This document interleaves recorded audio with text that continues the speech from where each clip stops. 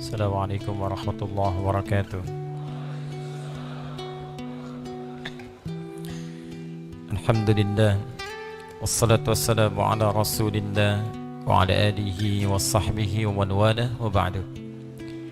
Jamaah sekalian, kita telah menunaikan salat Isya berjamaah. Semoga salat kita diterima oleh Allah Subhanahu wa taala. Saya juga mengajak untuk kita mendoakan saudara-saudari kita yang belum beriman. Semoga malam hari ini diberikan kekuatan hidayah oleh Allah untuk bersyahadat. Yang sakit semoga disembuhkan. Ya, ketua DKM yang baru juga diuji oleh Allah dengan penyakit dan beliau orang baik. Saya kemarin sempat juga ke rumah sakit menengok beliau dan beliau orang baik. Dan saya bersaksi beliau orang baik. DKM sebelumnya juga sangat baik dan mudah-mudahan seluruhnya dijaga oleh Allah Subhanahu wa taala. Kita lanjutkan. Sahabat Abu Hurairah radhiyallahu taala anhu meriwayatkan hadis dari Nabi sallallahu alaihi wasallam tentang keutamaan surah Al-Baqarah. Kita bacakan riwayatnya, saya mohon izin bacakan kitabnya. Ba'athan nabiyyu sallallahu alaihi wasallam ba'than wa hum dzaw 'adadin. Nabi sallallahu alaihi wasallam pernah mengirimkan utusan dan mereka itu beragam. Jadi ada utusan yang akan dikirim serombongan. Rombongannya itu beragam. Ada yang tua, ada yang muda, dan variasi hafalan Qur'annya berbeda-beda. Ini sangat menarik. Fastaqra'a kullu wahidin minhum amma ma'ahu minal Qur'an. Maka sebelum berangkat, setiap satu orang dari para utusan itu membacakan kepada Nabi sallallahu alaihi wasallam hafalan Qur'annya. Ini sangat menarik ini. Nabi mau ngutus diplomat untuk bertugas. Tes pertamanya Al-Qur'an. Ya, ini yang menjadi bagian dari sunnah. Kalau tempatnya memang sudah muslim, misalnya khusus itu baik, maka tes pertama untuk menunjukkan kebaikan itu Quran. Seperti di Aceh misalnya, itu punya otonomi daerah khusus ya. Hukumnya pun punya hukum khusus. Jadi kalau ada misalnya pengangkatan pejabat atau tes tertentu, di tes Quran pertama kali, itu bagian dari sunnah. Ya, kita support dalam nilai-nilai kebaikannya karena punya undang-undang sendirinya khusus dia, otonomi daerahnya. Nah, jangan sensi juga. Kalau Anda ingin masuk ke rumah orang, maka pelajari aturan rumahnya. Jangan rumah Anda dipakai untuk digunakan aturan di rumah orang lain. Itu berbeda. Aturan kenegaraan kita negara kesatuan Republik Indonesia. Maka jangan bawa-bawa aturan untuk kenegaraan di luar ya, aturan-aturan kebangsaan kita. Di Indonesia ada 34 provinsi. Ada beberapa provinsi yang punya kekhususan untuk menghargai bagian kekhususan itu. Maka ketika diberikan oleh pemerintah kita dihormati. Aceh mendapatkan status penghormatan itu yang memiliki undang-undang khusus di dalamnya. Di antaranya apa? Ya, di antaranya pemberlakuan syariat Islam bagi orang-orang Islam. Ketika diangkat misalnya menjadi pejabat tertentu atau dikhususkan pada hal tertentu, maka di antara ketentuannya bisa baca Quran misalnya. Itu dasar. Kita pun hormati daerah lain yang diberikan status khusus misalnya. Ya, Jogja punya status khusus. Ya, berapa yang lain punya kekhususan, hormati sehingga muncul harmoni dalam kehidupan. Dan itu dijamin oleh undang-undang pasal 29 ayat 2 itu. Itu yang dimaksud toleransi dalam kebangsaan. Jelas ya? Jadi jangan terpecah belah. Cintai negara kita, cintai bangsa kita dengan menjaga nilai-nilainya yang baik. Hanya saya ingin bicara apa yang dikerjakan di Aceh itu bagian dari sunnah Nabi sallallahu alaihi wasallam. Jelas ya? Anda juga bisa praktekkan dalam nilai-nilai keislaman. Misal, ya pemilihan DKM, Dewan Kemakmuran Masjid, ukurannya Al-Quran dulu misal. Ya, bisa baca enggak? Jangan sampai di DKM nggak bisa baca Quran misalnya. Ya? Nanti kan kalau orang nggak datang, imam nggak ada, yang mimpin siapa? Ya, bisa ukuran untuk suami, akhwat yang mau menikah, boleh. Awas hati-hati antum. Hati-hati. Boleh bu, ibu calon ibu mertua Quran dulu misalnya. kan jadi imam dia. Ya, makanya suami kan disebut imam. Ya, rijal itu kan qawwam, sifat rumah tangganya qawwam, sifat ibadahnya imam. An-Nisa ayat 34. Paling kiri sebelah atas di mushaf, ar-rijalu qawwamuna 'alan nisa bima faddalallahu ba'dahum 'ala ba'din wa bima anfaqu min amwalihim. Ya. Awas, hati-hati itu. Laki-laki itu kata Allah kami tetapkan sebagai qawwam. Di sifat rumah tangganya dia pelindung, pengayom, diberikan kemampuan untuk mencari nafkah. Bahkan setelahnya ada sifat salihah untuk istri, fasalihatu. Kenapa didahului oleh pemimpin yang baik? Karena kalau istri ingin jadi salihah mesti berasal dari suami yang baik juga. Ini berpartner di sini. Jadi boleh kalau ibu misalnya ingin seleksi calon menantu, mulai dari Quran misalnya. Ya, tanya dulu, nama siapa dek? Saya Anas bu. Baca surat An-Nas. Bagus tak tuh bacanya? Ada yang kedua siapa? Ya, saya Torik bu. Ya, baca At-Torik. Bagus. Yang ketiga udah pucat dia. Ya. Adek kenapa? Namanya siapa? Nama lengkapnya siapa? Ya Muhammad Yusuf Ibrahim. Waduh. Udah bingung dia. Tapi nggak hilang akal. Cuma panggilan sehari-hari tante kulhu. Dah. Ya. Kita terusin dulu sebentar. Maka setiap utusan itu, diplomat-diplomat yang akan dikirim ini, itu diperiksa bacaan Qurannya. Hafalannya. Fa'ata 'ala rajulin min man ahdatsahum sinna. Kemudian tiba giliran anak paling muda. Yang muda ini. Ini sangat menarik, Pak, Ibu. Diplomatnya ini ada yang senior, yang tua, yang bagus juga, yang siap-siap, bahasa bagus, cuma Quran yang jadi patokan. Ada anak muda yang paling junior, presentasi Quran di hadapan Nabi, faqala, maka Nabi berkata kepada anak ini, bertanya, ma'aka ya fulan, kamu hafal surah apa? Ya, hafal surah apa? Apa jawabannya? Faqala, maka anak itu berkata, ma'i kata wa kata wa suratil Baqarah. Saya hafal beberapa surah Al-Quran, surah ini dan surah Al-Baqarah. Jadi dia belum hafal 30 juz. Karena memang Quran belum turun 30 juz pada saat itu. Ya. Jadi baru surat ini. Dia katakan saya hafal surat ini dan Al-Baqarah. Apa yang terjadi? Faqala ama'aka suratul Baqarah. Benar kamu hafal Al-Baqarah, kata Nabi. Qala, dia berkata, "Na'am, ya Rasulullah, saya hafal Al-Baqarah." Apa jawab Nabi? Qala idhhab fa anta amiruhum. Sekarang semua utusan berangkat. Saya utus kalian semua dan pemimpinnya yang muda ini yang hafal Al-Baqarah. Saya ingin katakan kepada Anda, ya, bagaimana istimewanya surah Al-Baqarah sampai utusan penting pun yang diutus oleh Nabi, pemimpinnya anak muda yang hafal Al-Baqarah. Saking istimewanya Al-Baqarah ini. Saya teruskan dulu. Faqala rajulun ya min asyrafihim. Maka di kalangan mereka yang paling berpengaruh, yang punya karisma, mungkin yang pengetahuannya agak luas, ya, yang punya pengalaman, punya karisma, berkata, "Wallahi ma mana'ani an ata'allama surat al-Baqarah illa anni khashitu alla aquma biha." Harus selalu ada alasan gitu kan. Jadi ini bagus di kisahnya, ya. Jadi yang senior, yang punya wawasan luas, ini kan yang ditunjuk yang muda. Nanti apa alasannya kalau orang protes nih? Ya. Harus ada celah di situ untuk menjelaskan. Maka yang senior ini berkata pada Nabi, "Ya Rasulullah, saya pun pengen juga sebetulnya hafal Al-Baqarah. Cuma saya khawatir kalau saya banyak menghafalkan, saya tak mampu mengamalkannya." Cerdas ya? Cerdas. Ini persis kejadian yang saya alami pula. Saat saya masuk seleksi, ya, di salah satu kampus, diuji seorang dosen dari Al-Azhar, dari Mesir, tapi bukan untuk masuk Al-Azhar, seorang dosen dari Mesir. Ujiannya mirip seperti ini. Saya waktu itu berkata sewajarnya saja, ya, kam hafidna minal Quran, berapa banyak Quran yang sudah kamu hafalkan? Qalil, sedikit, saya bilang.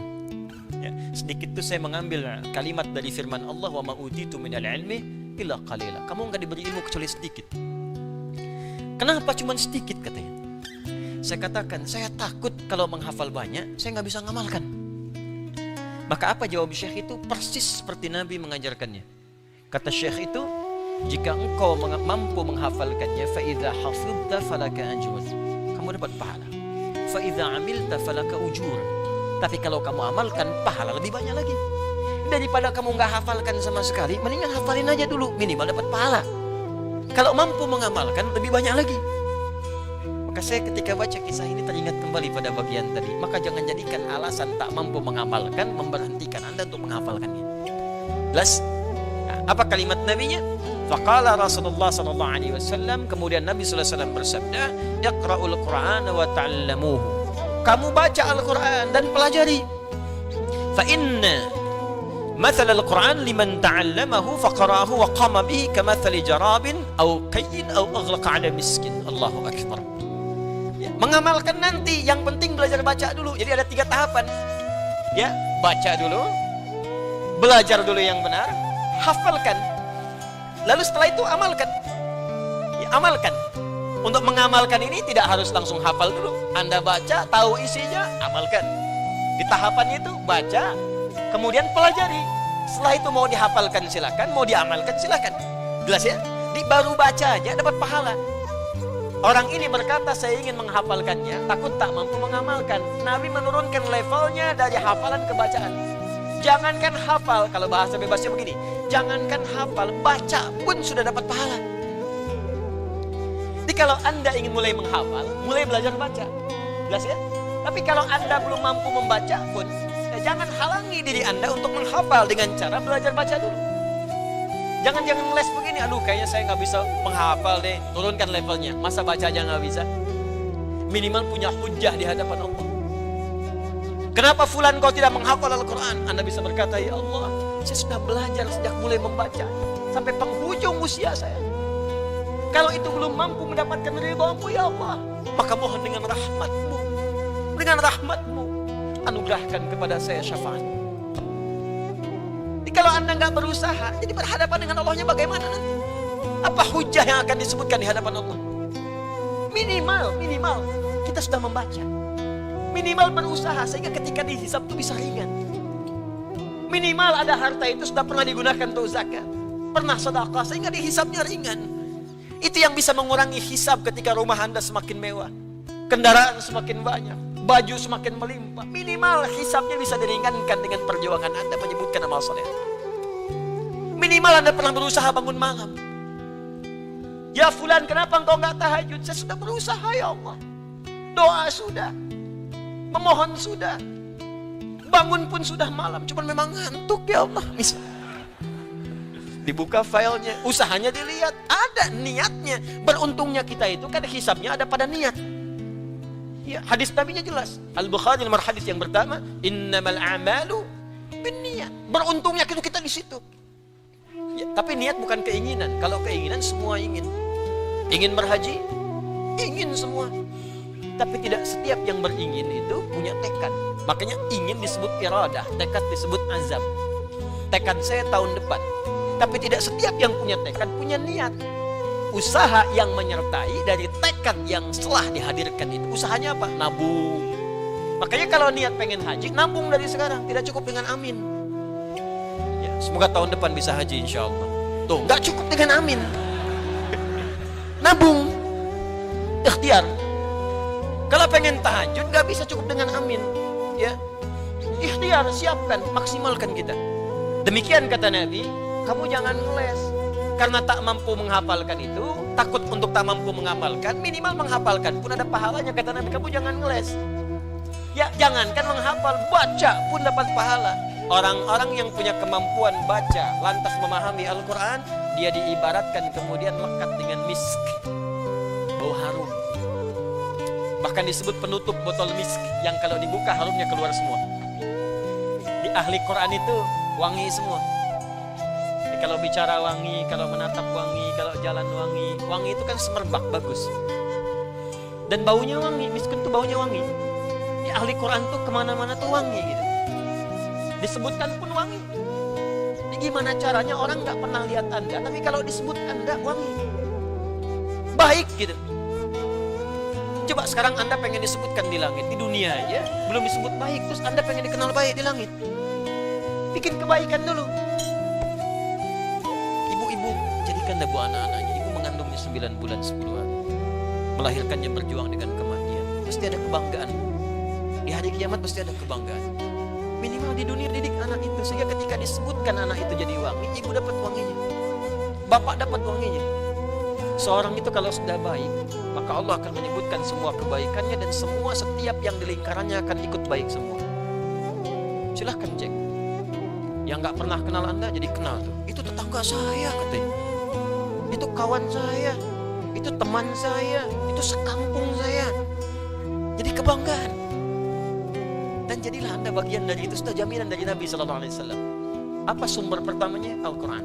Dekat dengan Al-Quran, maka Anda akan mendapatkan wangi dalam kehidupan. Kalau bukan dunia, dapatkan di akhirat kelak. Saya kemarin hari Sabtu setelah dari Tanah Kusir, saya berbincang dengan kawan. Allahu Akbar. Ya benarlah kata Nabi sallallahu alaihi wasallam, salah satunya jasad ahli Quran akan dijaga di alam kuburnya. Dia ada satu anak kecil. Ya kalau anak memang sudah kecil, perempuan. Dia usia sekitar 7 tahun, 7 ke 10 tahun. Di Arab sana, bukan di sini. Dia penghafal Quran. Wafat anak itu. Dalam keadaan penghafal Quran. Semoga Allah muliakan beliau dan keluarganya. Dijaga oleh Allah jasadnya di alam kuburnya. Kan? Di samping orang-orang yang zalim. Jadi gak ada pemakaman khusus itu, maka bercampur di situ. Ya ada zalim dalam akidah berarti belum beriman, ada zalim dalam perbuatan maksiat dan sebagainya. Itu bapaknya terus-terusan mimpi. Mimpi anaknya minta, "Pak, pindahkan makam saya. Berisik di sini, pindahkan makam saya. Enggak kuat saya dengar orang disiksa terus-terusan." Enggak kuat. Jadi teriak sana, teriak sini. Wah, nanti deh kalau antum udah dikubur bisa terasa lah gitu ya. Atau kita lah, kita nanti terasa sendiri. Ya, nanti banyak hal yang disebutkan dalam Al-Quran. Makanya ngaji yang betul. Persiapan, jangan cuma dunia disiap-siapkan, persiapan ke alam kubur. Ayat-ayat kuburan tuh di Quran tuh lengkap. Antum bandingkan dengan kitab-kitab lain di muka bumi, Quran tuh sangat lengkap. Sampai ke kuburannya dibahas. Supaya punya persiapan. Kalau nggak percaya, kuburannya duluan. Anda akan kelihatan nanti. Ya kan nggak ada salahnya. Karena kita yakin nanti ketika kejadian kita siap. Tapi kalau Anda nggak yakin, nggak ada salahnya juga kok. Toh meninggal juga. Nggak bisa milih kok, wafat ya wafat juga. Cuma kalau Anda benar belajar, nanti akan ketahuan apakah benar atau tidaknya. Kita akan terasa. Sekarang iman dulu. Nanti kalau natak, ainul yakin. Kalau merasakan, hakul yakin. Cuman yang dirasakan itu apakah positif atau negatif. Maka anak ini berkata di mimpi bapaknya, "Tolong pindahkan saya, gak kuat saya di sini." Karena berkali-kali terjadi, bukan sekali dua kali. Dan itu dalam suasana yang baik. Kayak kalau antum mimpi yang aneh, bangun wudu dulu. Ya, sholat kalau malam, sholat, niatkan tahajud, niatkan macam-macam, tidur lagi. Kalau mimpi lagi benar, 2 kali mimpi, 3 kali mimpi, itu petunjuk dari Allah. Ya, jelas ya. Tapi kalau sekali misalnya mimpi setelah itu nggak ada, setan ganggu. Ya, kalau pada yang negatif-negatif atau hayalan-hayalan yang mungkin ingin tercapai ke situ, tapi sebetulnya bukan.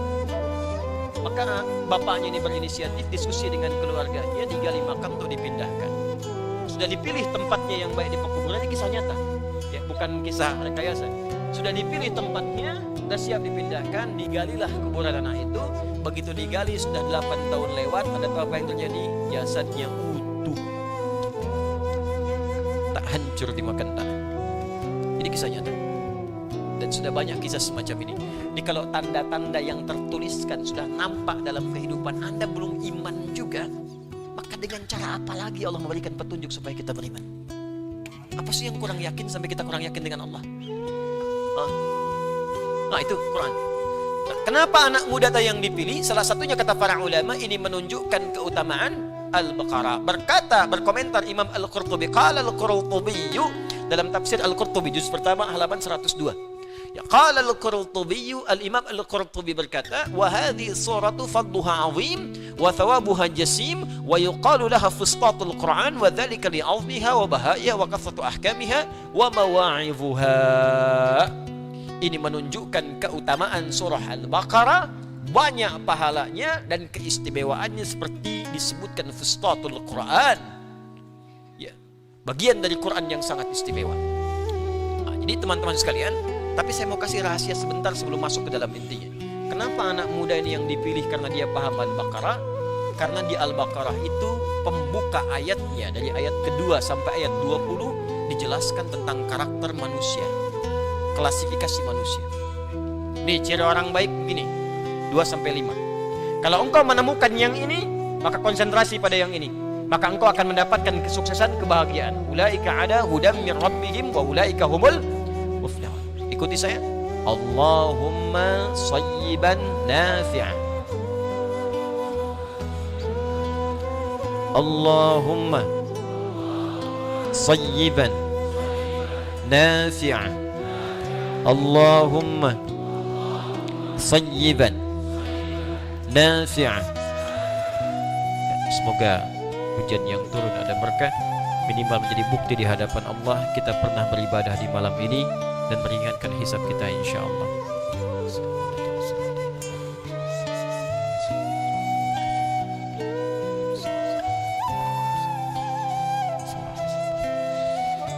Baik, karena di Al-Baqarah di awal itu dijelaskan ini ciri orang baik. Kalau engkau bisa mendapatinya saat diplomasi nanti, temukan orang ini, bangun hubungan baik, maka engkau akan dapatkan kesuksesan, kebahagiaan.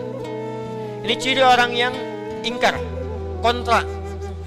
Awas, kalau menemukan seperti ini, begini caranya. Karena ada penutup di hati mereka. Khatamallahu ala qulubihim wa ala sam'ihim wa ala absarihim walahum adzabun azim. Ayat 6-7. Ada orang munafik, mungkin engkau ketemu baik di depanmu, di belakang merencanakan keburukan pada misi diplomasimu. Ayatnya banyak, dari ayat 8 sampai ayat 20, 13 ayat. Itu baru pembuka, karena anak ini tahu dan belajar tentang hakikat Al-Baqarah, jadi bisa berhadapan dengan manusia. Ini orang benar nih, ini orang nggak benar, ini orang kayak benar padahal nggak benar. Maka pengalaman ini karena yang mengajarkan langsung Allah, maka dipilih oleh Nabi SAW sebagai pemimpin dari diplomasinya. Paham? Makanya nanti ini jadi pelajaran ya. Nanti kita akan lihat. Nah sekarang kalau sudah tahu keutamaannya, bagaimana isi surahnya? Kita mulai dengan ayat yang pertama dari 286 ayat. Setelah itu kita coba untuk dalami dan kita berhenti dalam kajian dimaksud. Semoga diberikan keberkahan. Bagi teman-teman yang hadir di sekitaran luar, yang di luar, ya, tolong diluas-luaskan. Kalau di dalam masih ada saf, diluaskan supaya yang setidaknya mendapatkan naungan yang kurang bisa bernaung dengan naungan yang baik insyaallah. Dan semoga semua diberikan kemuliaan yang terbaik. Ya. Bismillahirrahmanirrahim. Alif Lam Mim. Bacakan sama-sama. Alif Lam Mim. Baik. Alif, Lam, dan Mim. 3 huruf ini membuka surah Al-Baqarah. Dia termasuk dalam rangkaian huruf-huruf yang disebut dengan huruful tahajji, atau yang biasa kita dikenal dengan al-huruful hijaiyah. Huruf di dalam bahasa Arab, sebelum masuk ke sini, terbagi 3 bagian. Huruf di dalam bahasa Arab dibagi 3 bagian. Anda nggak akan temukan di kitab tafsir spesifik di pelajaran khusus bahasa Arab. Karena saya spesialisasi di bahasa Arab, maka ini dikaji. Ada pelajarannya khusus. 1, ada yang disebut dengan huruf abjadiyah. Ya, huruf abjadiyah dikenal dengan abjad. Sudah jadi bahasa Indonesia. 1, huruf abjadiyah. Abjad.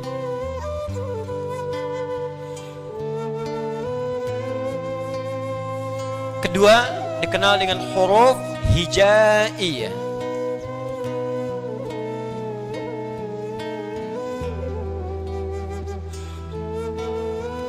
Dua, huruf hijaiyah.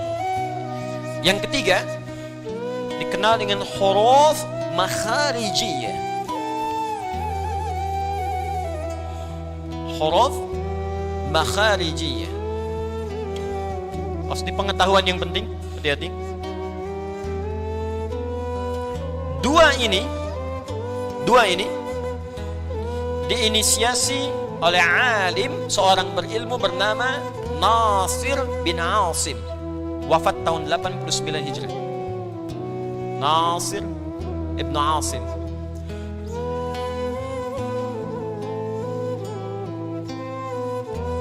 Yang ini huruf makharijiyah diinisiasi oleh Khalil bin Ahmad Al-Farahidi. Khalil ibn Ahmad Al-Farahidi, 150 Hijrah. Nasabnya ke Abul Aswad Ad-Du'ali, ke Ali bin Abi Thalib karamahullah wajah, kepada Nabi SAW. Huruf abjadiyah adalah huruf yang digunakan pada mulanya dan diletakkan untuk kepentingan abjad dalam arti tanda dalam tulisan. Jadi asalnya bukan untuk ejaan. Jadi kalau Anda bikin tulisan ilmiah, kan suka begini ya. Ada tulisan misalnya satu Romawi, terus A besar, gitu kan? Kemudian bahasannya apa? Terus ada misalnya B, bahasannya apa, gitu kan? Nah itu di bahasa Arab awalnya ada huruf abjadiyah, disingkat dalam 8 kalimat. Bahkan kalimat pertamanya disebut abjad. Abjad, hawis, hutti, kalamun, dan seterusnya. Abajadun, abajadun, hawazun, hatayun, hutti, kalamun, kaf, lam, mim, ya. Kemudian nun. Kemudian sakhsun, sin. Kemudian sin, kemudian ain, kemudian sad, kemudian qurishat, qaf, kemudian ra, ya. Kemudian shin besar, kemudian ta. Fakhadun, fa, kemudian kha, kemudian dzal. Terakhir dha, dzagh, dha, kemudian ghain. Jadi kalau Anda bikin skripsi, tesis, disertasi di Arab, maka untuk tanda-tanda pada seperti ini, nomor A, B, C, dan seterusnya, itu abjadnya seperti ini. Abajadun, hawazun, hatayun, ya. Abjad, hawaz, hutti, kemudian kalamun, dan seterusnya sampai dadzal. Ini disebut dengan huruf abjad. Jadi kalau Anda ke komputer, kemudian nulis di komputer, menunjukkan abjad Arab, maka yang muncul akan yang ini, ya. Kalau Anda ingin gunakan huruf yang bisa dirangkai untuk mengeja, kalau yang ini walaupun hurufnya sama, tapi nggak bisa dipakai mengeja, untuk tanda saja, tanda bilangan dalam kalimat. Kalau Anda ingin gunakan untuk mengeja, eja, maka yang digunakan ini hurufun hijaiyah. Ini susunannya. Makanya dari kata hija diserap ke bahasa Indonesia jadi eja. Bukankah Anda mengeja dari huruf-huruf? Ya, karena itu orang kalau belajar ingin bahasa Arab, dia mengeja dulu huruf. Ingin belajar Quran, ngeja dulu. Kan ikra tuh ngeja dulu kan? A, ba, ta, ta, ja, ha, kha. Untuk anak kecil dikasih irama a, ba, ta, ta, ja, ha, kha, da, da, ro, za. Nah, dan seterusnya. Ya, beda-beda. Yang belajarnya ingin ke makhraj, a, an, ali, a, ya. Na'an ali'a, ya. Ada lagi yang lain, babi bubab, ya, dan seterusnya. Nah, itu asal dasarnya ini menggunakan huruf hijaiyah. Yang ini jumlahnya 28, ini pun dituliskan 28, diucapkan 29. Tulisannya alif, ba, ta, tha, jim, ha, kha, dan seterusnya sampai dengan ya. Ini disebut dengan huruf hijaiyah. Lalu Khalil bin Ahmad Al-Farahidi meneliti bagaimana huruf hijaiyah ini bisa diucapkan. Dari mana suaranya? Bersumber dari pita suara dulu. Pita suara di sini. Wataran sautan. Jadi dua pita suara ada di sini. Orang kalau pita suara bermasalah nggak bisa bicara dia. Ya. Kalau kurang licin, ya kurang pelumas di sini, jarang minum, banyak bicara, serak. Kalau bermasalah, nggak bisa bicara. Maka dari sumber suara ke sini, dari sini pita suara, ini suara sumber dari sini keluar sampai ke lisan, sampai ke mulut ke sini. Maka diteliti orang yang concern sekali pada bahasa Arab, itu salah satunya Khalil bin Ahmad Al-Farahidi. Ini pakar luar biasa. Maka diteliti dari A alif sampai dengan ya, dari mana suara itu muncul. Dari mana munculnya? Ternyata muncul pertama kali dari sini, masuk ke halak bagian bawah sampai ke sini, ke depan, ke syafatain, ke bibir. Dikumpulkan ada 5 jalurnya, tempat keluar huruf itu. Keluar disebut dengan kharaja. Tempat keluar namanya makhraj. Ya, mim, kha, ra, jim. Makhraj, tempat keluar. Anda masuk ke Timur Tengah, ada tulisan di masjid makhraj, tempat keluar. Ya, ada tulisan di hotel makhraj, tempat keluar. Makhraj tawari, ya, tempat keluar dengan segera, jalur evakuasi. Makhraj. Karena hurufnya banyak, bukan cuma satu, dijamakkan menjadi makharij. Makharij, tempat keluar. Siapa yang keluar huruf? Di sini ada istilah makharijul huruf. Secara umum diteliti dari sini sampai ke mulut keluar, maka ada 5 jalur. Pertama, jaufun, rongga. Nih, ada rongganya. Kalau Anda buka, dari sini sampai ke dalam. Dari rongga mulut sampai rongga ke tenggorokan, tembus ke sini. Maka disebut dengan jauf namanya. Jauf dari bawah. Ditelusuri kemana lagi? Nih, ke kerongkongan tenggorokan ini. Namanya halak. Halakun. Naik lagi ke atas, ketemu lisan, ke lidah. Kalau lidahnya bermasalah, bicaranya jadi gak jelas. Ya, maka sampai ke lidah, lisan namanya. Lisan. Lisannya bagus, mulutnya gak ada. Gak bisa bicara. Maka harus ada dari mulut. Bahkan ada nanti huruf yang keluarnya di bibir. Ya, tempat keluarnya mim, waw, ba, bibir.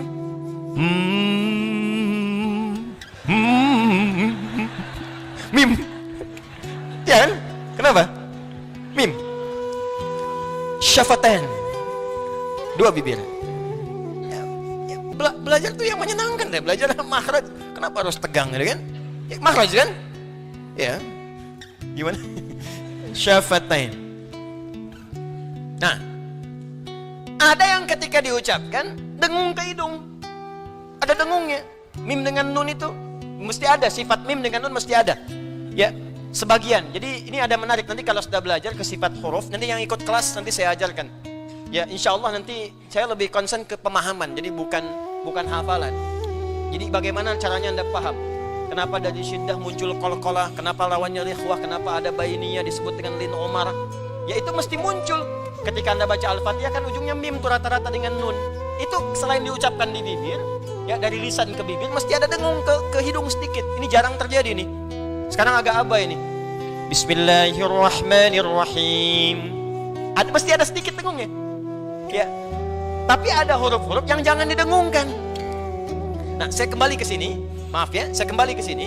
Ketika diteliti ini, maka dimulai dari yang paling bawah.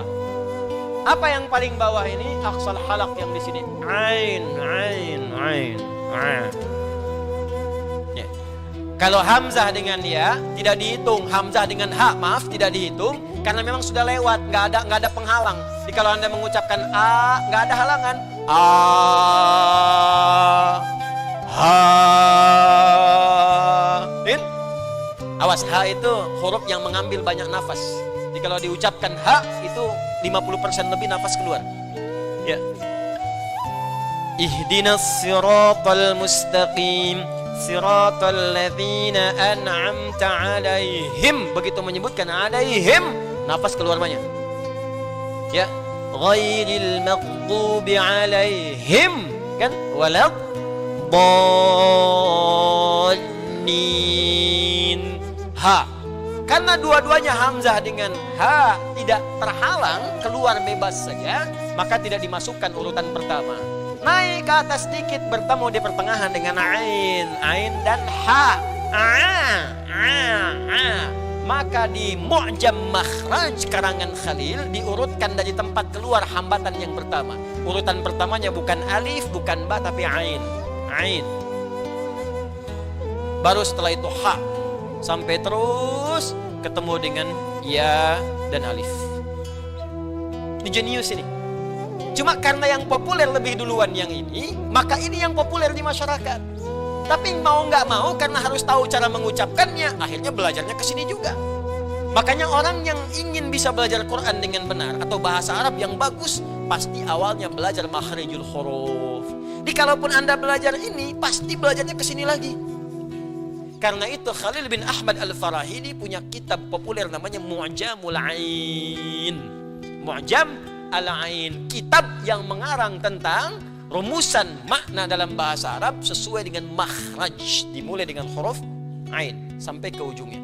Nanti kalau sudah masuk bahasan bab sekolah wahai itu, saya terangkan apa itu makhraj, apa itu sifat huruf, ada berapa sifat huruf, apa bedanya sifat dengan alqabul huruf, ada yang menyebut alqab sifat dan sebagainya. Nanti kita terangkan dan kita praktek sampai ke hukum-hukum insyaallah ya. Sekarang sampai sini dulu. Nah, jumlah seluruhnya ini kalau diucapkan jumlahnya 29. Berapa? 29. Nah, sekarang masih ingat tadi suara muncul dari mana? Dari pita suara dari sini, ya kan? Baik, huruf yang ada di sini yang tidak terhalang ada berapa tadi? 2. Alif dengan ha a. Lepas kan? Lepas ya? A. Coba kalau sudah dihalangi di sini, disekat sedikit, a, kecekik, a, ha.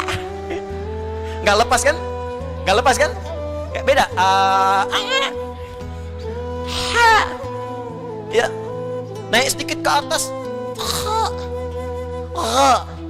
Qaf. Kaf. Ya. Tapi alif tidak. A berarti ambil satu huruf yang paling dasar untuk mewakili. A lewat. Dari sini karena lewat halak, lewat alif lewat. Kemudian selanjutnya ke lisan kan? Lisan. Huruf lisan itu banyak. Di antaranya lam, lam, lam, lam, lam, lam, mewakili lisan. Huruf bibir ada mim, ada waw, ada ba. Ba ada syiddah. Bahkan orang Arab pun agak sulit mengucapkan karena itu harus dipantulkan. Ya, kalau enggak di dalam suara itu ada tekanan. Jadi nanti kalau belajar saya tunjukkan gambarnya. Di begitu kita mengucapkan ada 5 huruf qaf, ta, ba, jim, dal. Tambah yang ke-6 hamzah. Itu qaf, ta, ba, jim, dal. Orang Arab kesulitan karena dia menekan di sini. Qaf. Qaf. Kalau berharokat enggak susah. Qa, qi, qu, ka, qa, qi, qu, qa, qi, qu, qa, qi, qu. Tapi kalau mati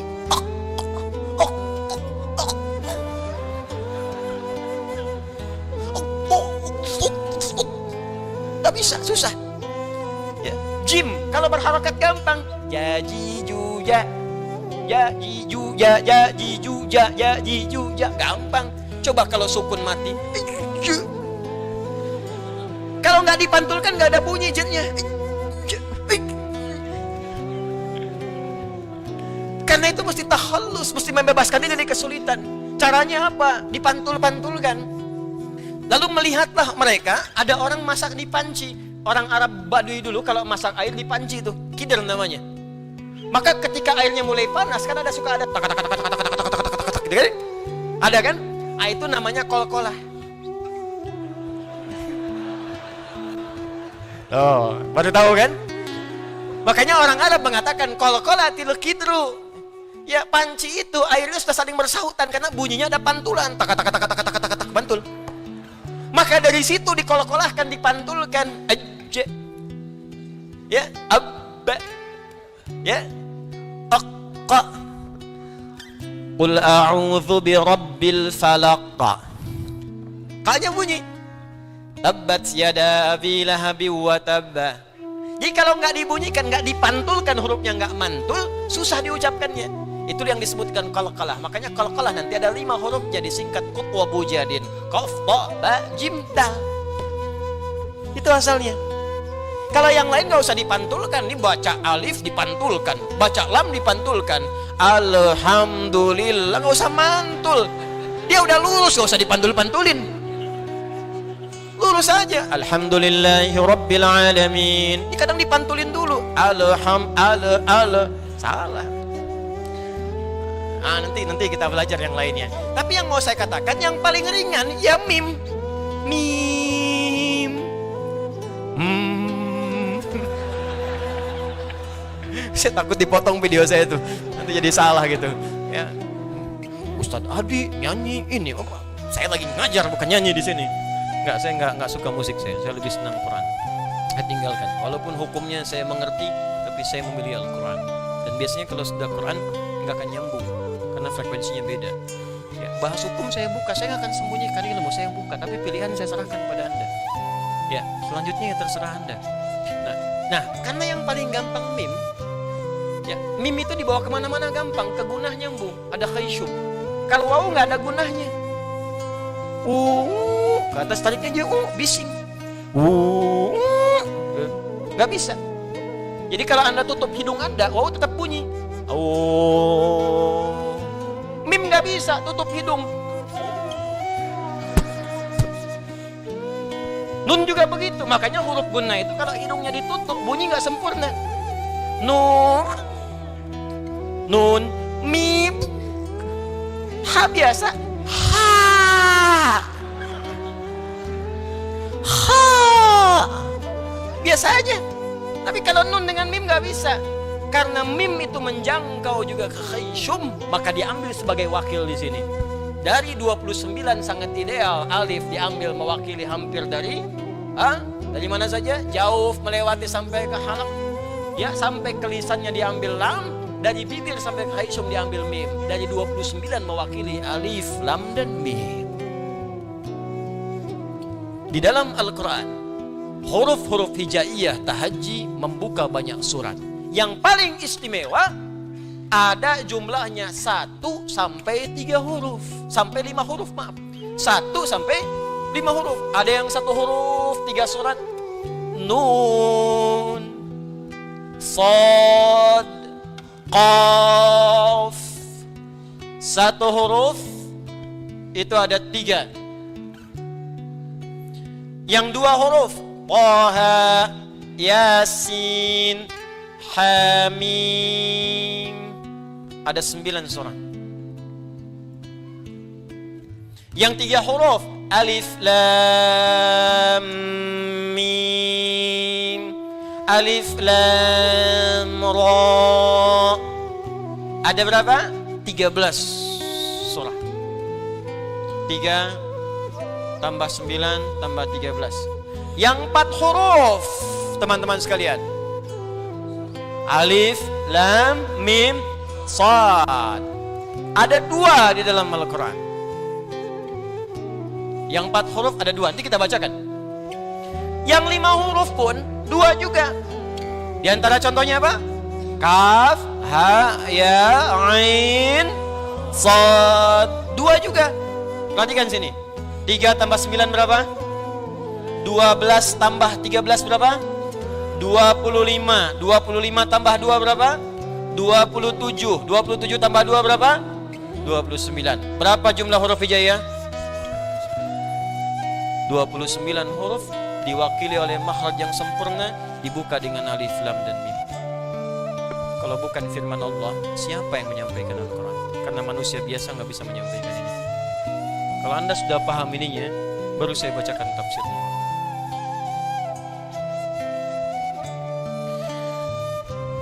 وقد وردت هذه الفواتح تارة مفردة بحرف واحد وتارة مركبة من حرفين أو 3 أو 4 أو 5. Huruf-huruf pembuka Al-Quran ini, huruf hijaiyah, kadang muncul dengan 1 huruf saja, kadang 2 huruf, kadang 3 huruf, 4 huruf dan 5 huruf. Fasuwaril lati bada'at biharfin wahidin 3. Adapun surah di dalam Al-Quran yang dibuka dengan 1 huruf ada 3 surah. 1 Shad, 2 Qaf, 3 Nun, surah Al-Qalam. Shad, surah Shad, Qaf, surah Qaf, kemudian surah 50, kemudian yang terakhir Nun, surah Al-Qalam. Nun wal qalami wama yasturun. Itu yang 1 huruf saja, 3. Bisa saya tuliskan. Kemudian selanjutnya surah yang dimulai dengan 2 huruf, ya, surah yang dimulai dengan 2 huruf. Wassuwaril lati bada'at bi harfaini 9. Adapun surah yang dibuka dengan 2 huruf ada 9. Wahia, yaitu 1 Taha, surah ke-20 Taha. Yasin surah ke-36. Kemudian selanjutnya Tasin 3, tambah lagi 6 dengan Hamim. Hamim di 6 surah berbeda. Itu surah Ghafir 40, Fusilat 41, Az-Zukhruf, Ad-Dukhan, Al-Jathiyah, dan surah ke-46 Al-Ahqaf. Di 9 surah. Wasuwaril lati bada'at bi thalathati ahrufin 13 suratan. Adapun surah yang dibuka dengan 3 huruf. Ya, ada 13. Yaitu Alif Lam Mim disebutkan di 6 surah. Ya, 1 Al-Baqarah, 2 Ali Imran, 3 berurutan Al-Ankabut surah 29, surah 30 apa? Ar-Rum surah 31 apa? Luqman surah 32 apa? As-Sajdah. Ya, kemudian Alif Lam Ra dalam 5 surah. Ya, jadi yang tadi ada 6 surah tambah 5 berapa? 11. Ya, Yunus berurutan. Yunus surah ke berapa? 10. Ke-11 Hud. Ya, kemudian 12 apa? Yusuf, lompat ke surah yang ke-14 Ibrahim, dan kelima surah yang ke-15 Al-Hijr. Lalu sisanya Tasin Mim di 2 surah. Ya, 2 surah yaitu surah Asy-Syu'ara surah ke-26 dan Al-Qasas surah ke-28. Total jumlahnya 13. Adapun yang 4 huruf 2 saja. Ya, saya bacakan. Wa hunaka suratani bada'ata bi arba'ati ahrufin wa huma Ar-Ra'du surah ke-13, Alif Lam Mim dan Ra. Ya, Alif Lam Mim Ra. Kemudian surah Al-A'raf, Alif Lam Mim Sad. Jelas? Terakhir wasuratani aydan bada'ata bi khamsati ahrufin, dan 2 surah dibuka dengan 5 huruf, yaitu surah Maryam Kaf Ha Ya Ain Sad, dan surah Syura Asy-Syura ya Ha Mim Ain Sin Qaf. Saya ingin tanya, berapa total tadi jumlahnya? 3 tambah 9 tambah 13 tambah 2 tambah 2. Totalnya 29. 29 huruf pembuka Al-Quran, 29 huruf hijaiyah, melewati 5 makhraj yang utama, dan diwakili pembukanya dengan Alif, Lam, dan Mim. Pertanyaannya, apa artinya Alif, Lam, Mim? Bukan. Sekarang saya bahas. Tidak sekarang ya. Sekarang saya selesaikan sebentar, supaya nanti kalau Anda ditanya jelas. Tadi belajar apa? Alif Lam Mim. Apa itu makhraj? Enggak tahu arti. Sebentar, paling 5 menit selesai. Ya, tambahannya ya bonus. Huruf itu tidak pernah ditanya artinya. Karena huruf itu baru muncul arti yang sempurna kalau sudah terangkai dengan kalimat yang sempurna. Jelas? Paham? Misal, apa artinya A? Nah, apa artinya Y? Apa artinya H? Gak ada. Tapi kalau Anda gabungkan A, Y, A, H, ayah. Apa artinya ayah? Bapak. Apa artinya bapak? Ayah. Baru punya makna, gitu kan? Tapi Al-Quran berbeda. Al-Quran itu sempurna. Karena itu ketika Anda bertanya apa artinya Alif Lam Mim, maka pertanyaannya kemudian dirubah dengan bentuk yang sempurna. Apa di antara pertanyaan yang sempurna itu? Kenapa Allah membuka dengan Alif Lam Mim surah Al-Baqarah ini? Sehingga dari situ Anda tahu, oh ini artinya Alif Lam Mim itu. Karena tinggi. Di Quran tuh nggak ada yang nggak jelas. Semua harus punya makna. Kalau tak punya makna berarti cacat mukjizatnya. Karena huruf Al-Quran beda dengan huruf biasa, lain dengan huruf mabna, tapi hurufnya huruf makna, maka setiap hurufnya mesti punya makna. Maka kalau Anda tanyakan apa artinya Alif Lam Mim, maka mesti dimulai dengan kalimat kenapa Allah membuka Al-Baqarah dengan Alif Lam Mim. Baru Anda akan mengerti maknanya. Kalau tidak, jadi tebak-tebakan nanti. Ada yang mengatakan Alif Lam Mim singkatan Allah, A-nya Allah, Lamnya Jibril, Mimnya malaikat. Di wahyu diturunkan oleh Allah kepada malaikat Jibril, ya perantaranya disambungkan pada Nabi Muhammad sallallahu alaihi wasallam. Lalu apa artinya Toha? Apa artinya Yasin? Apa artinya Alif Lam Mim Shad? Bingung shadnya siapa gitu. Ya, karena itulah kemudian sebagian ulama tidak memilih untuk menafsirkan itu. Ada yang mengatakan ini mutasyabih, ini sir, ini rahasia dalam Al-Quran, hanya Allah yang tahu dan seterusnya. Kalau gitu kita tanyakan bagaimana Allah memberikan penjelasan. Kisahnya dimulai dari kebiasaan masyarakat jahiliyah, yang dari kebiasaan ini dikenal dengan keistimewaan mereka. Sampai hari ini nggak ada yang menandingi keistimewaan ini. Apa di antara keistimewaan itu? Orang Arab itu, orang Arab, kalau saya katakan Arab berarti yang dulu yang fasih. Kalau sekarang ada, alhamdulillah. Tapi sekarang sudah banyak bercampur bahasanya dengan ajam, sehingga menjadi amiyah, bahasa dialek, bahasa pasaran. Ya, lahjah. Di beda, misalnya gini, kalau bahasa fasih, apa kabar? Kaifa haluk? Apa kabar? Kaifa haluk ya akhi? Bagaimana kabar Anda? Datang Anda kemudian ke Mesir, zayyak hal. Datang ke Syria, ishnunak. Datang ke Libya, sinjo. Sinjo, sin soal pertanyaan, jauh, apa kabar? Itu sudah bahasa daerah. Ya. Hal, kaifa haluk, fasihnya. Nah, orang Arab ini, teman-teman sekalian, punya keistimewaan. Satu, bahasa Arab bahasa yang paling lengkap dari segi pengucapan huruf. Saya belajar bahasa-bahasa yang lain, dari penyebutan macam-macam. Ya, misalnya yang bahasa Inggris kita tahu bersama lah, alfabetnya, grammarnya, macam-macamnya. Ya, bahasa Jepang juga sama, akasatana, hamaya, rawaen, aiwo, eo, kakiku, keko, aiwo, eo, dan seterusnya.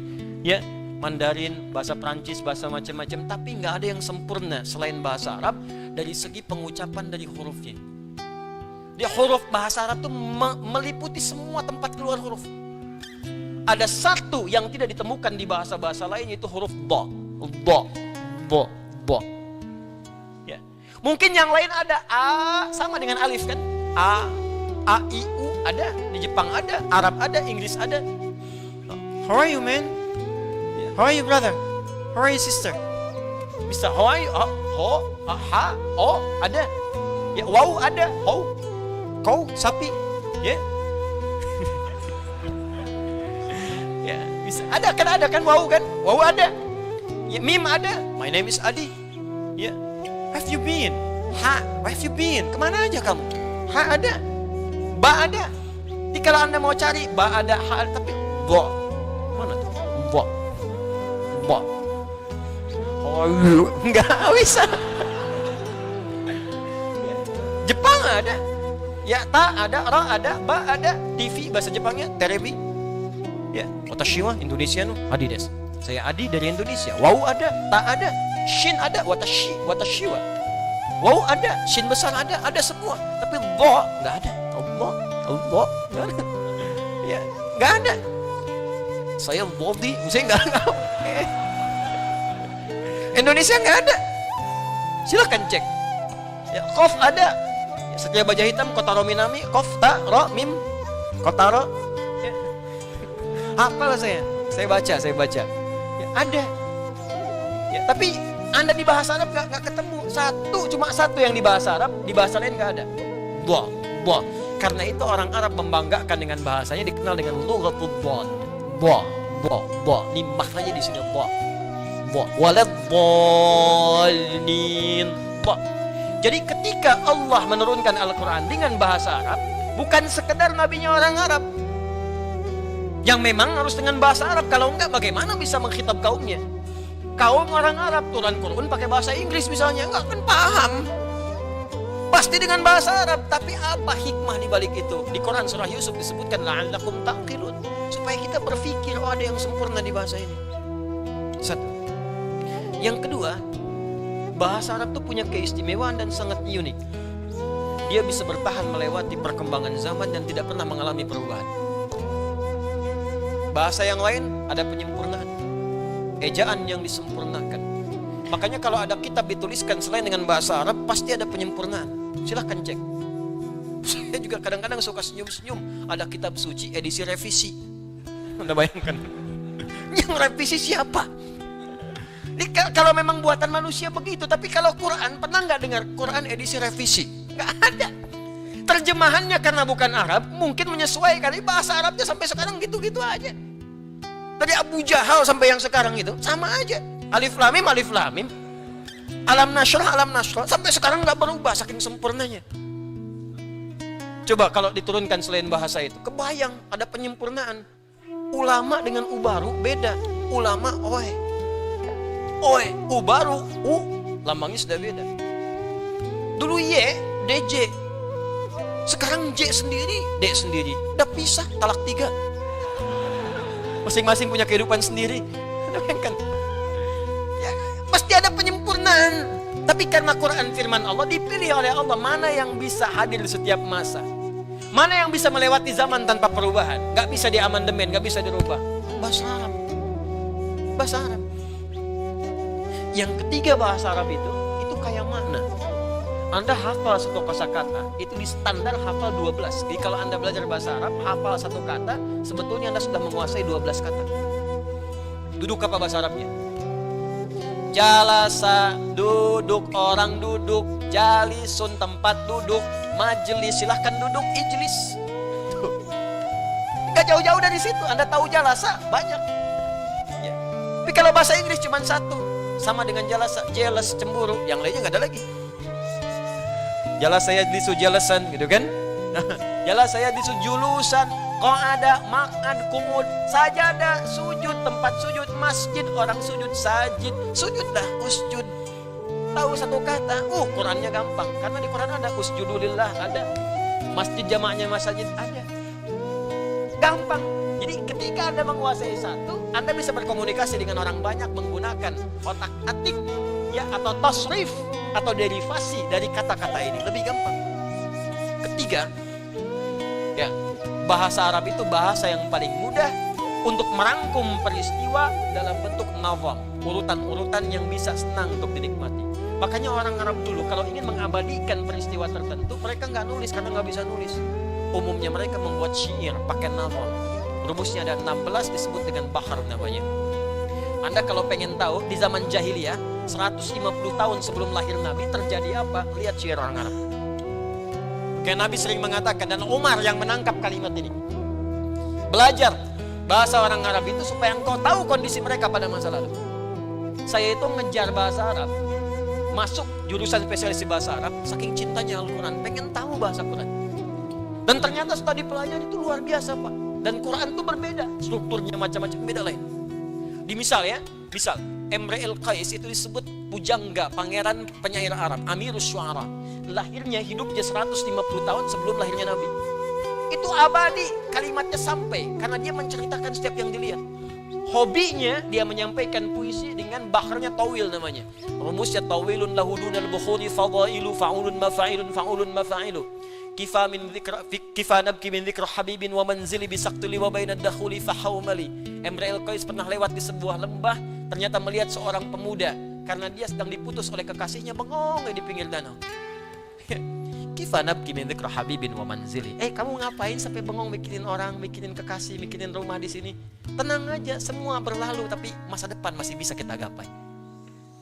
Kifa nabki min dzikra habibin wa manzili bisaktuli wa bainad dakhuli fahawmali. Dia sedang homesick ya sekarang, sedang ingat rumahnya di Haumal. Itu sampai disebutkan desanya namanya Haumal, kejadiannya di sini sedang bengong pada saat itu, kejadian 150 tahun sebelum datangnya Nabi. Ada semua. Anda ingin tahu apa yang terjadi saat Nabi pulang dari perang Tabuk? Apa yang terjadi? Disambut di Madinah dengan kalimat syairnya yang dibuka. Tala'al badru alaina min thaniyatil wada'i majaba syukru alaina wadalillahi da'i. Itu kan syair asalnya. Qasidah itu bukan rebana, beda. Qasidah itu syair yang berjumlah 7 bait, disebut qasidah. Jadi qasidah itu bukan pakai rebanya. Dang ding dong, bukan. Ya. Itu penambah aja irama itu instrumennya itu. Asalnya itu syairnya. Dulu nggak ada pakai alat, cuman belakangan aja pakai alat, dufuf namanya. Ya, rebana itu dufuf. Qasidahnya itu bukan rebananya. Ya, jadi qasidah itu syair-syair yang sudah berjumlah 7, disebut qasidah. Kalau qasidah dikumpulkan 3 qasidah disebut diwan namanya. Diwan itu kumpulan-kumpulan qasidah, qasidah kumpulan-kumpulan syair yang berjumlah 7 bait. Gitu. Semua orang yang dilihat bisa bikin puisi seketika. Al-Asma'i itu lihat burung lompat-lompat, burung kecil. Ya, di atas bunga itu. Ya, bunga yang sedang mekar, di bawahnya ada sungai. Itu langsung bisa bikin puisi. Pakai rojas, mustafilun, mustafilun, mustafilun, mustafilun, mustafilun, mustafilun. Saya sering bacakan di sini. Sautus safiril bulbuli, hayya qalbi thamili, al-ma'u wa zahru ma'a zahri lahzul muqali, fa anta ya sayyidali wa sayyidi wa maulali, fa kam tayammuni ghazayilun uqayqali, qataftuhu min wajdatin min fi'li hadha ar-rajuli, fa qala la la la faqad ghada muharwili, والولد ولي يا ويلي فقلت لا تولولي فبين اللؤلؤ لي قالت له هنا كذا إن ردت المقالي كهتا ككيلالي طبطبولي. Coba ulangi. Saya aja setengah hidup mempelajarinya. Kan orang bilang setengah mati kan, setengah mati itu sekarat. Itu luar biasa. Ya, itu nampak, itu bukan cerita biasa, bukan kalimat-kalimat yang bisa dibacakan tertawa atau senyum belaka, tidak. Itu kisah kejadian, ada nyata itu. Di mereka kehidupannya dahsyat, bisa bikin lihat antum aja jadi syair. Ya, sautu safiril bulbuli, ya, pakai tawil aja deh. Ya, fa'ilun mafa'ilun fa'ulun mafa'ilun fa'ulun mafa'ilun fa'ulun mafa'ilun. Jalastu fa'iqun al-kursi fara'aitu ra'isun aswada jalisun amami biqafiyatihi. Ya, misal saya duduk sedang di bangku sedang mengajar, maka di hadapan saya ada sudut kemiringan tertentu, seorang pakai peci hitam duduk depan saya. Ya, fatabassama dhahikan ra'ani, maka dia tersenyum-senyum sambil ketawa melihat saya. Ya. Nah, itu dibikin aja, rumusnya ada sendirinya. Ya, cuman maaf, kalimatnya cuma cerita, cuma kisah. Kadang-kadang ada khayalan, makanya ada imajinasi. Kadang-kadang khomriyat, hanya untuk ngajak pesta, pakai syair. Makanya nanti ada musik yang diharamkan karena gabung dengan pesta. Suatu masa nanti ada umatku menghalalkan musik dengan zina, dengan sutra dan sebagainya. Karena orang kalau datang sekarang ke diskotik, datang ke tempat-tempat hiburan, pakai pakaian bagus, terus ikhtilat macam-macam, joget-joget macam-macam, musiknya nyantu di situ. Itu udah ada, yang sekarang telat. Udah ada, namanya khamriyat. Ya, pakai musik, pakai hiburan, pakai syair untuk minum-minum khamar. Ada banyak. Ya, ta'ala ila khamri nu'alina. Ya, ya fawailul lis salati wal musallina. Ayo kita mabuk-mabukan yuk minum khamar. Kalau salat mah disebutnya celaka karena Allah berfirman wailul lil musallin, bukan wailul lil khamirin. Itu tuh saking mereka pengennya mabuk-mabukan untuk meninggalkan salat. Sampai menyebutkan, yang kena neraka wel kan orang salat bukan yang minum khamar. Dalilnya wailul lil musallin. Menempatkan sesuatu bukan pada tempatnya, dikecam oleh Al-Qur'an. Diluruskan kalimat-kalimat itu. Ini sudah ada. Ada bikin puisi misalnya, maaf ya, untuk memuji. Ada yang untuk berzina, ada bikin puisi itu untuk zina, ada. Narik memikat pasangan, ghazal namanya. Ya, ghazaliyat disebutkannya. Ada untuk memuji namanya madah. Nabi pernah dipuji oleh seorang sahabat sampai Nabi punya seorang syairun Nabi namanya Hasan bin Thabit. Ya, ada lengkap semua, tapi isinya nggak ada yang tentang bimbingan kehidupan. Maaf, tidak ada petunjuk-petunjuk bagaimana menjalani masa depan. Tidak ada bagaimana tatanan sosial. Tidak ada dorongan untuk menggali pengetahuan. Maka ketika Allah menurunkan wahyu kepada Nabi Muhammad SAW, itu kalimat Qur'annya indah. Saking indahnya, ada yang menduga itu mirip syair. Karena rumusnya yang paling menarik, ada kemiripan. Walau hakikatnya nggak sama sekali. Apa kemiripannya? Yang tadi i di Quran ada a semua. Dilihat nih. Wadduha wal laili idza ma wadda'aka rabbuka wa ma walal akhiratu khairul laka minal wala sawfa yu'tika rabbuka. Lihat, semua a. Ada yang ujungnya kaf. Alam nashrah laka sad wa wada'na anka wizr alladhi anqadha dhah wa rafa'na laka dhikr. Sedangkan orang Arab pun bikin syair ujungnya tuh ada saja ujungnya. Ada kaf, ada lam disebut dengan lamnya. Ada mim ujungnya. Jadi mereka menuduh Nabi, itu mah bukan wahyu, itu syair seperti kami. Jelas. Asatirul awwalin itu mah informasi orang-orang dulu yang dibukukan lagi, yang disampaikan oleh Muhammad SAW. Ya, maksud dibukukan di sini dihimpun kembali. Muhammad itu syair. Cuma mereka nggak bisa nuduh syair karena rumus syair nggak ada di Quran. Karena rumus syair terbatas. Tawil, fa'ulun, mafa'ilun, fa'ulun, mafa'ilun. Di Quran nggak ada rumus itu. Nggak bisa dipakai. Al-Baqarah bukan rumus itu. Wadduha bukan rumus itu.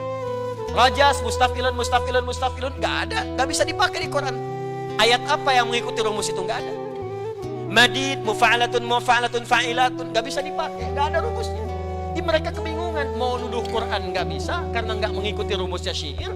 Tapi kalimatnya bisa indah seperti itu dan isinya beda. Sehingga apa yang terjadi? Ketika Nabi banyak dituduh demikian, maka ditantang oleh Allah. Kalau kamu menuduh Al-Quran syair seperti yang kamu ucapkan, silahkan bikin semisal Quran. Buat. Kalau engkau mampu buat. Bahkan aku jadikan setiap huruf-huruf Al-Quran adalah huruf-huruf yang biasa engkau gunakan untuk bikin syair itu. Makhrajnya sama, hurufnya sama. Dari mulai paling bawah sampai dengan kelisan muncul. Aku tunjukkan kepada kalian. Aku buka dengan alif lam mim. Kalau kalian mampu bikin yang seperti Al-Quran. Nih, aku turunkan dari makhraj yang sama, dari huruf yang sama, seperti yang kalian buat dari syair-syair itu. Sekarang kalau mampu dan kalau benar tuduhan kalian Quran bagian dari syair, bikin semisal Al-Quran. Maka itu nanti di ayat ke-23-nya akan ditegaskan tantangan Allah itu. Qul in kuntum tuhibbuna Allah. Itu Ali Imran ayat 31. Ayat 23. Qul bukan qul wa in kuntum. Oh, kan jarang ngaji. Wa in kuntum fi raibim mimma nazzalna ala fa'tu bi suratin wad'u syuhadaakum in kuntum wad'u syuhadaakum min dunillahi in kuntum shadiqin fa illam taf'alu walan fattakhun waquduhan uiddat lil. Maka muncul tantangan Allah. Ayo buat semisal ini.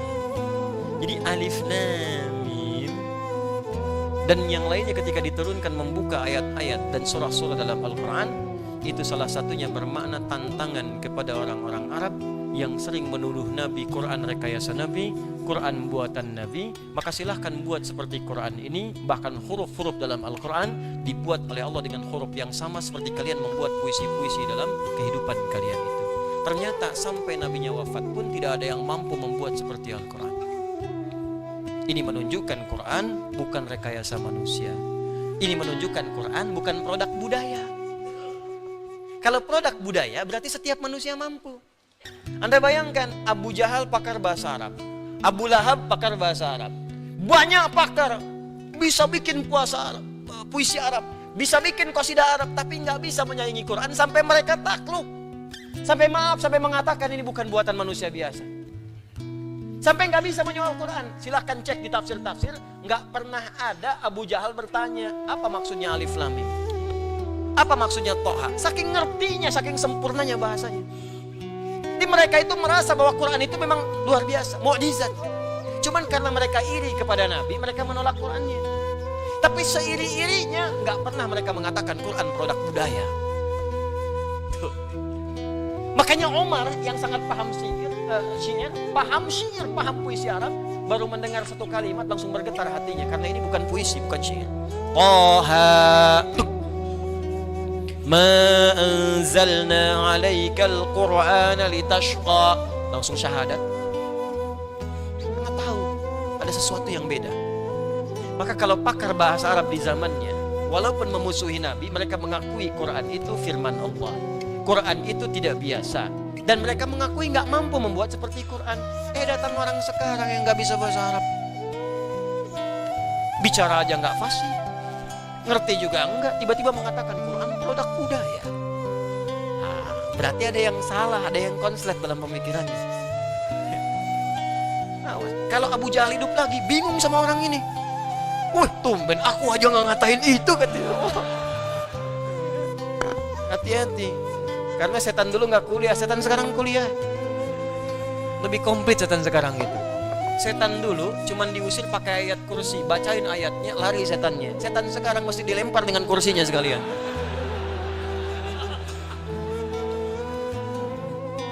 Nah, jadi itu yang dimaksud alif lam mim. Kenapa Al-Quran surah Al-Baqarah dibuka dengan 3 rangkaian huruf ini? Pertama, menunjukkan mukjizat Al-Quran, bahwa semua huruf Al-Quran itu difirmankan oleh Allah, tidak keluar dari kemampuan kita manusia untuk mengucapkannya. Karena itu seluruh hurufnya itu bersumber dari sifat pembicaraan kita sendiri, dari kemampuan kita untuk bertutur. Karena itu setiap manusia pasti bisa baca Al-Quran, karena semua huruf Al-Quran keluar dari tempat kita berbicara. Karena itu gak ada alasan, mustahil manusia gak ada yang bisa baca Quran, mustahil. Pasti bisa, karena Al-Quran firman Allah yang saat difirmankan ada fitrah dalam perangkat tubuh kita untuk bisa mengucapkannya, karena bersumber dari semua tempat keluar huruf. Paham? Satu. Yang kedua, Allah ingin menegaskan kepada semua makhluk bahwa Al-Quran bukan rekayasa Nabi Muhammad SAW, bukan produk budaya, bukan makhluk. Ingat, bukan makhluk. Al-Quran firman Allah yang berbeda dengan karya manusia. Kalau Anda masih tidak percaya dengan itu, silahkan buat semisal Al-Quran. Kalau orang dulu pun yang pakar di bidang yang gak sanggup, apalagi Anda yang gak tahu itu. Itu bahasanya. Kalau Anda tak percaya, silahkan gali dulu, pahami dulu isinya, belajar dulu. Baru Anda akan temukan bahwa ini bukan karya manusia, tapi kembali kepada Khaliq, kembali kepada Rabbul Alamin. Paham sampai sini? Baik. Sekarang kalau sudah mengerti bagian terakhirnya, karena ini bukan karya manusia, bukan produk manusia, maka dia akan memiliki perbedaan-perbedaan dengan bahasa manusia. Dari segi strukturnya, segi kalimatnya, segi pengucapannya, sampai sifatnya. Saya ambil contoh sifatnya misalnya. Karena Quran firman Allah, maka sifat bacaannya beda dengan bacaan manusia. Contoh, silakan Anda cek kalau tidak percaya. Satu-satunya bacaan di muka bumi yang tidak melahirkan rasa bosan, Al-Quran. Yang lain bosan. Yang lain bosan. Bukti, tunjukkan pada saya ada orang bosan baca Al-Fatihah. Al-Fatihah Al-Quran bukan? Dibaca sehari berapa kali? 17 kali. Harus 17 loh, ingat, harus 17. Kalau ibu baca 16 berarti subuhnya 1 rakaat. Karena setiap sholat kita baca Al-Fatihah. Bacaan mana di muka bumi yang diulang-ulang sehari 17 kali? Tunjukkan pada saya. Baru 2 kali udah bosan, 3 kali udah gak suka, 4 kali marah. Udah atam saya udah 3 kali. Tapi Al-Fatihah gak ada orang begitu. Baca lagi, padahal subuh udah 2, zuhur 4. Udah zuhur 4, asar kan jedanya gak jauh. Coba bayangkan zuhur ke asar kan gak jauh, baca 4 lagi. Yang paling dahsyat maghrib ke isya kan cuma sebentar, baru 3 udah baca 4 lagi. Saya gak pernah ada dengar keluhan, saya barusan udah ya Allah 3 kali maghrib, kenapa mesti baca lagi 4? Dibaca aja. Cuma kalau bukan firman Allah mustahil bisa dibaca, mustahil. Mustahil. Tidak pernah ada orang bosan. Silahkan karya manusia. Agatha Christie pernah punya novel, laris sampai jutaan, tapi orang bosan, tinggalin. Al-Fatihah, sudah fenomenal sampai sekarang. Yang kedua, memang gak bosan, tapi kalau dibaca cepat ngantuk. Cuma Al-Quran. Al-Quran tidak. Al-Quran baca sekarang 1 jam masih begini. Baca berita, kenapa sampai kalah Liverpool ya, 2-3 sampai dianalisis, semua berita dibaca. Ini kayaknya kipernya nih, semua dibaca, gak bosan Anda baca. Al-Quran baru 1, 2, 3, 4 ayat, wah tiba-tiba bosan sih enggak, ngantuk dia. Yasin wal Qur'anil Hakim. Atoina ya Pak.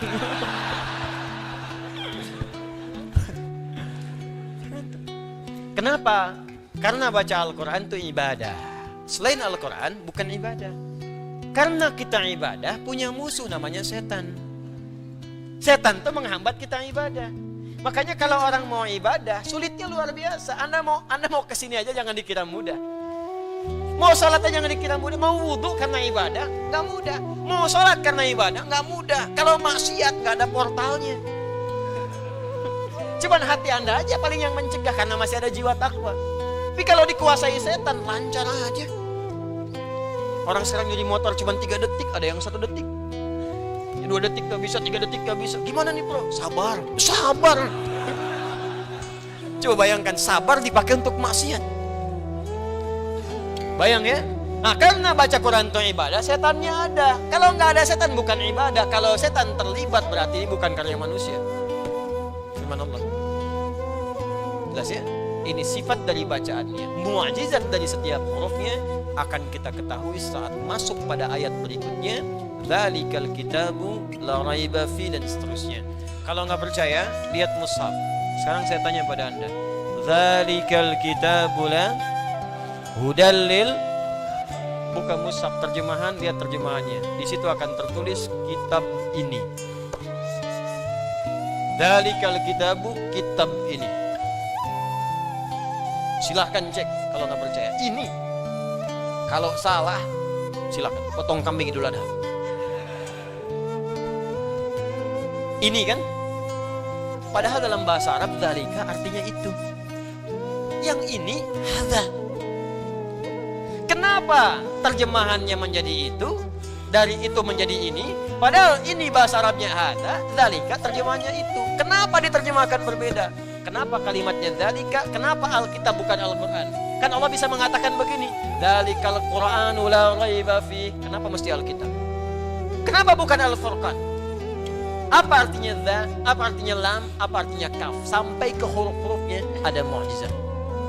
Bagaimana mengetahuinya? Pertemuan berikutnya nanti kita akan lihat. Nah, jadi di situ asiknya mengaji itu. Kalau mengajinya kita enak, benar, itu insya Allah manfaatnya banyak. Jadi kalau Anda ditanya apa artinya alif lam mim, maka jawabannya alif lam mim memiliki arti satu, kemukjizatan Al-Quran, karena semua huruf Al-Quran diperkenankan oleh Allah, diperkenalkan oleh Allah akan melewati setiap makhraj kita. Karena itu jangan bosan baca Al-Quran, karena setiap kita mampu bisa baca bahkan hafal Al-Quran. Yang kedua, alif lam mim tantangan bagi yang masih meragukan isi Al-Quran, bikin semisal Quran kalau Anda mampu. Kalau tak mampu, diam saja daripada nanti dibakar di bara api neraka. Itu diantara maknanya. Kalau Anda belum paham juga, maka silakan pelajari isinya, dimulai dengan awal Al-Baqarah sampai dengan ujungnya An-Nas minal jinnati wan nas. Saya kira itu yang saya sampaikan. Sebelum saya tutup, saya hanya sampaikan 2 pengumuman saja. Yang pertama, bagi yang telah ikut kelas, teman-teman sekalian, Waha, saya sudah berdiskusi dengan teman-teman, karena ini mungkin animonya tinggi, semangatnya luar biasa, maka mungkin kita akan bagi ke dalam beberapa region, beberapa wilayah. Ya, sebab sampai saat ini belum ada tempat yang bisa menampung mungkin untuk banyak orang untuk belajar. Karena saya mau ajarkan sesuatu yang spesial sebelum Ramadan. Jadi saat Ramadan Anda bisa praktekkan hafal 30 hari Al-Quran, ya, selama Ramadan kita manfaatkan. Nanti insya Allah akan diinfokan. Nanti ada beberapa tempat yang dibagi supaya nanti Anda nggak harus datang ke Bekasi atau ke Jakarta. Di tempat-tempat itu nanti saya akan coba hadir insya Allah. Itu satu. Yang kedua, sekali lagi saya sampaikan bahwa pelajaran semua itu, termasuk semua data-data, itu teman-teman sudah dihimpun, ada di buku saya itu, yang Wahan's Note itu ada. Jadi saya sering, kenapa saya penting tegaskan ini, saya suka kasihan sedih gitu. Ya, saya dapat info dari teman-teman staff, suka ada yang datang langsung, kadang bawa anak, bawa apa macam-macam. Infonya sudah ada. Ya, Anda coba aja baca di situ, sampaikan di situ, terus catat nomor teleponnya kalau ingin bertanya, ada apa-apa, supaya nanti tidak banyak waktu terbuang, ya, digunakan pada hal-hal yang mungkin bisa Anda dapatkan dengan lebih mudah sebelumnya. Ya, selebihnya kita berdoa, semoga kita dikuatkan, ya, negara kita juga dikuatkan, karena ini sekarang statusnya di seluruh dunia ini sedang waspada, ya. Jadi saya juga menghimbau membantu diri kita masing-masing, ya, waspada dengan baik, tapi jangan berlebihan juga. Ya, jangan semua orang batuk langsung kemudian Anda respon dengan hal yang tidak baik. Ya, ada orang batuk di kereta digulung, ada orang batuk di pesawat langsung tidak. Ya, kita bersikap yang wajar-wajar saja, tapi jaga kesehatan dengan baik. Lalu mendoakan. Kali ini nggak mudah, nggak mudah situasinya. Kita berdoa, baca zikir-zikir yang baik, ya, yang muslim baca zikir-zikir yang baik, seperti diajarkan oleh Al-Quran di pertemuan lalu yang pernah saya sampaikan. Dan semoga Allah mengangkat semua musibah ini dengan cara yang lebih baik, menguatkan kita, menguatkan negara kita juga. Dan himbauan saya, kita bersatu semuanya pada semua hal yang baik-baik, pada nilai-nilai yang bisa menguatkan kita semua. Ya, jauhi hal-hal yang buruk. Minimal gini aja, minimal tahu kita akan wafat. Kalau sudah begitu, insya Allah kita baik. Jangan ribut, jangan saling cela, ya, saling baik-baik, termasuk kehidupan berbangsa, bahkan dengan non-muslim semua kita baik-baik. Dan yang lain-lain kita doakan, kita support saudara-saudari kita di luar juga yang sekiranya membutuhkan uluran-uluran kita untuk minimal berdoa kepada Allah Subhanahu wa taala. Semoga Allah muliakan Anda dan kita semua. Semoga Allah ampuni dosa-dosa kita dan semoga Allah berkahi kita di bulan ini dan di bulan-bulan berikutnya. Allahumma taqabbal minna innaka antas samiul alim wa tub alaina innaka antat tawwabur rahim. Allahumma nahmaduka hamdan syakirin hamdan na'imin hamdan yuwafi ni'amahu yukafi'u mazidah. Ya Rabbana lakal hamdu wa lakal syukru kama yanbaghi li jalali wajhikal karim wa li 'azimi sultanik. Allahumma nusalli wa nusallimu ala afdhalil anbiya'i wal mursalin sayyidina Muhammadin wa ala alihi wa sahbihi ajma'in. Rabbana la tada' lana fi maqamina hadha wa fi kulli maqamin dhanban illa ghafartah. Ya Allah, jika ada pendosa yang hadir di majlis kami saat ini, mohon ampuni seluruh dosa-dosanya sebelum ia pulang ya Rabbal Alamin. Wala hamman illa farajtah, jika ada yang gelisah mohon tenangkan hatinya sebelum ia kembali ya Arhamar Rahimin. Wala maridan illa syafaitah, dan jika ada yang sakit atau menyebarnya penyakit di wilayah kami ya Allah, mohon angkat ya Allah, sembuhkan dan hilangkan wabah atau penyakit yang dimaksudkan ya Rabbal Alamin. Wala asiran illa yassartah, jika ada yang diuji dengan kesulitan di kehidupan rumah tangganya, di pekerjaannya, kehidupan sosialnya, mohon ya Allah dengan ketakwaannya angkat dan hilangkan segala kesulitannya. Allahumma rabbana atina fid dunya hasanah fil akhirati hasanah wa qina adzaban nar. Bi fadlika subhana rabbika rabbil izzati amma yasifun wa salamun alal mursalin wa akhiru da'wana alhamdulillahi rabbil alamin. Subhanakallahumma bihamdika asyhadu an la ilaha illa anta astaghfiruka wa atubu ilaik. Assalamualaikum warahmatullahi wabarakatuh.